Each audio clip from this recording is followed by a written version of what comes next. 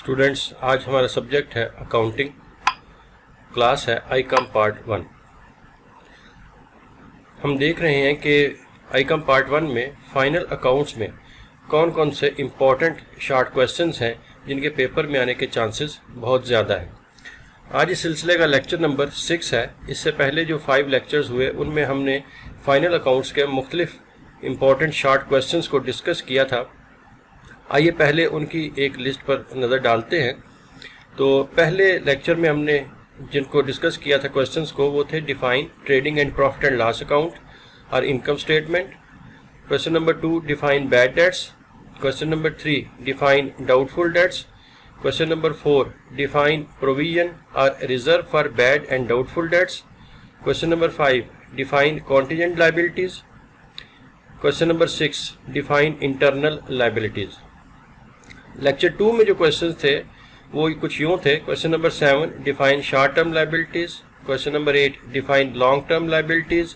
Question number 9 what are assets. Question number 10 what are fictitious assets. Question number 11 what are fixed assets.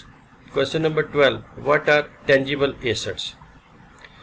इसके बाद lecture number 3 में जो question हमने पढ़े थे वो नंबर 13 था, what are wasting assets. Question number 14 define current assets or floating assets. Question number 15 give 4 examples of current assets. Question number 16 what are indirect expenses.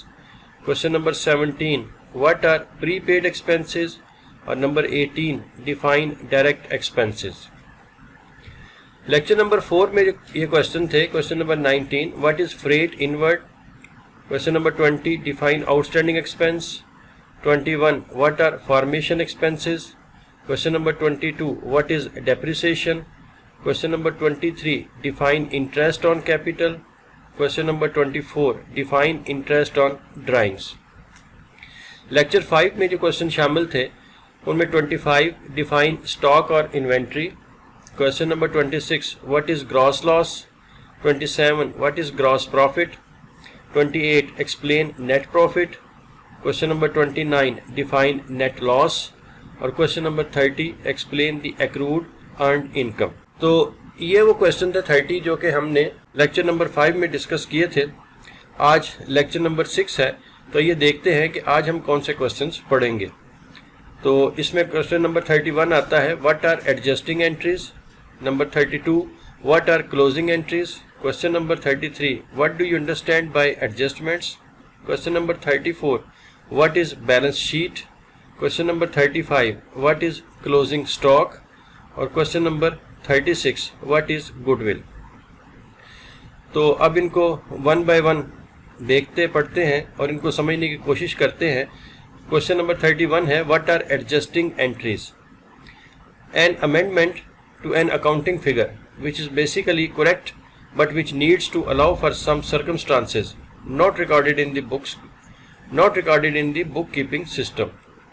वो तमाम आमदनियाँ और अखराजात जिन्हें साल के दौरान दर्ज नहीं किया जा सका या अगर दर्ज किया भी तो गलत तरीके से किया। साल के आखिर में फाइनल अकाउंट्स तैयार करते वक्त इन तमाम इंदराजात को बाकायदा दुरुस्त तरीके से दर्ज करने के अमल को एडजस्टमेंट एंट्रीज कहते हैं। क्वेश्चन नंबर 32 है what are closing entries. Entries which are passed at the end of accounting year for closing of accounts relating to expenses and revenues. वो इंदराजात जो माली साल के आखिर में अखराजात और आमदनियों से मुतल्लिक अकाउंट्स को बंद करने के लिए किए जाते हैं, इख्तितामी इंदराजात यानी क्लोजिंग एंट्रीज कहलाती हैं। हम अपने तमाम एक्सपेंसेस और रेवेन्यूज़ को जब क्लोज करते हैं उनको क्लोज करने का जो अमल है वो क्लोजिंग एंट्रीज कहलाती हैं। क्वेश्चन नंबर 33 है what do you understand by adjustments. An adjustment means to make a correct record for a transaction which has not been entered or which has been entered but in an incomplete or wrong way.